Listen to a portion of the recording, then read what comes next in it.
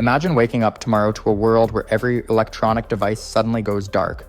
No lights, no phones, no internet. What if a massive solar flare, also called a coronal mass ejection, hit Earth and wiped out all electronics and power in an instant? This isn't just a minor blackout. It's a total shutdown of the systems that run our lives, and it could happen in just minutes. Right when the solar flare hits, it sends an intense burst of charged particles racing toward Earth at nearly 1,000,000 miles per hour. These particles slam into our planet's magnetic field, creating a powerful geomagnetic storm. Within just minutes, the electric currents induced by this storm would overload transformers and power grids across entire continents. Cities from New York to London, Tokyo to Sao Paulo could lose power almost instantly. At the exact moment of impact, satellites orbiting Earth would be hit hard too. Many would fail or go offline, cutting off GPS, weather monitoring, and communications. In the first few minutes after the flare, airplanes in flight would lose navigation systems, forcing pilots to rely on manual control. Traffic lights would stop working, causing immediate chaos on roads. Emergency services would find their radios dead or severely disrupted. Within half an hour, entire regions could be plunged into darkness as power plants trip offline to protect themselves from damage. The electronic pulses would fry unprotected devices, making phones, computers, and cars that rely on electronics stop functioning. The sun itself might appear eerie in the sky, as intense solar storms often cause vivid auroras seen much farther from the poles than usual. Red, green, and purple lights glowing ominously. Meanwhile, power grids scrambling to respond could experience cascading failures, where one damaged transformer leads to the failure of others, widening the blackout. In the first hour, large parts of North America and Europe could be completely without power, and this blackout might stretch to other parts of the world as the storm's effects ripple globally. By the end of the day, the impact would be undeniable.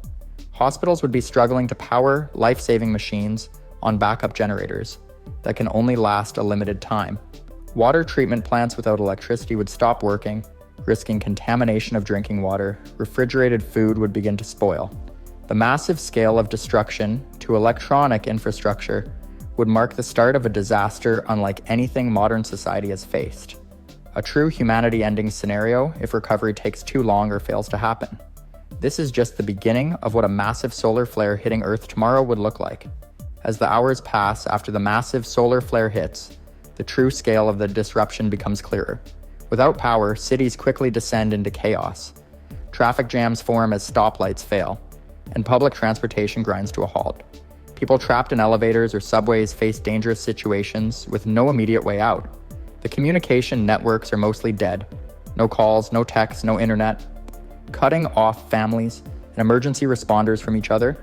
In the first 6 hours, hospitals and emergency centers rely heavily on backup generators, but these only have fuel for a limited time, usually a few days at best.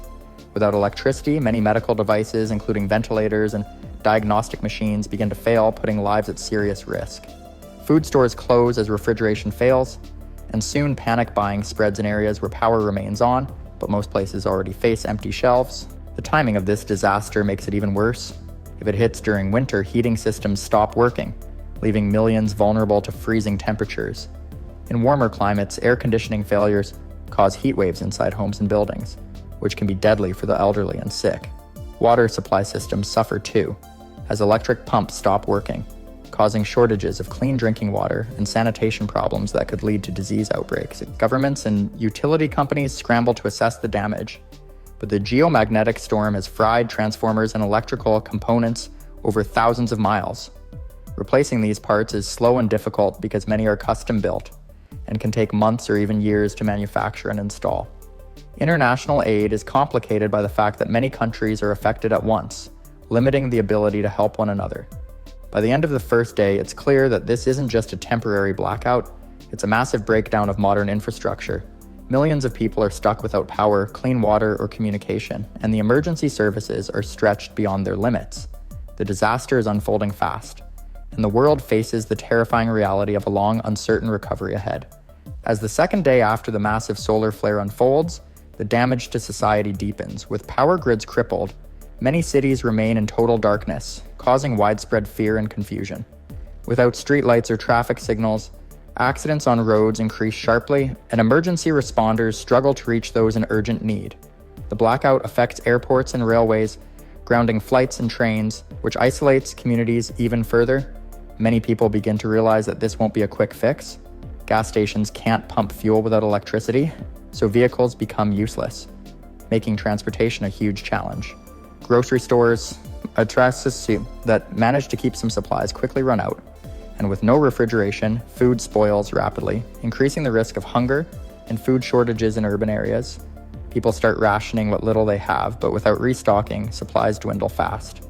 Communication remains almost completely down. Without cell towers or internet, people rely on battery-powered radios or emergency broadcasts if available. Social media, emails, and phone calls all gone, cut off personal and official communication. This lack of information fuels rumors and panic in some regions. Governments work to send out emergency messages through satellite channels, but coverage is limited. Water scarcity worsens as electric pumps remain offline. Many households run out of drinking water, and public fountains or wells are overwhelmed with demand. In some places, the lack of clean water causes hygiene problems, which raises fears of disease outbreaks. Hospitals struggle even more as their fuel reserves deplete and backup generators fail to support all critical systems. Power companies begin prioritizing repairs on essential services like hospitals, water treatment plants, and emergency centers. But replacing the fried transformers and damaged infrastructure is a massive challenge. Some areas may be without power for weeks or months. Meanwhile, communities try to adapt by using candles, wood stoves, or hand-powered devices, but life becomes a struggle without modern conveniences. By the end of day 2, the full scale of the disaster's impact on daily life is undeniable. Society is pushed to its limits as people face uncertainty, shortages, and isolation. The path to recovery looks long and difficult, and the world braces for what comes next. As the crisis moves into its 3rd and 4th weeks, the reality of a world without reliable electricity sinks in deeply. With most major cities still powerless, daily life is forced to adapt in ways no one expected. People begin to rebuild routines using old-school methods, manual tools, printed books, and face-to-face communication replace the digital conveniences that once ruled. Markets reopen, but mostly with basic goods, and bartering becomes common as money loses some of its usual power without digital systems. Medical care faces a critical test. Hospitals struggle to treat patients without modern equipment, relying heavily on limited supplies and the dedication of healthcare workers. Vaccination programs stall, and minor injuries risk becoming deadly due to lack of proper sterilization.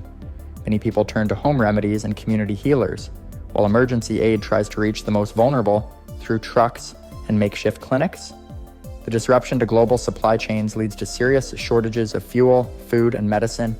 Governments scramble to coordinate international aid, but damaged communication networks and broken transport systems make it slow and complicated. Some rural areas surprisingly fare better by relying on local resources and small-scale farming, while big cities face greater challenges due to their dependence on imported goods and electricity. By this stage, power restoration efforts are ongoing but slow. Replacing damaged transformers and rebuilding the grid is a massive engineering challenge, requiring time, resources, and cooperation among nations. Some regions may take months or even years to regain full electricity. Meanwhile, public morale wavers, and social tensions rise as people struggle with the uncertainty and hardships. The long-term economic impact starts to emerge, with businesses closed, stock markets halted, and governments facing immense costs. But amid this devastation, communities learn resilience. People discover new ways to live with less, rebuild local support networks, and rethink their reliance on technology.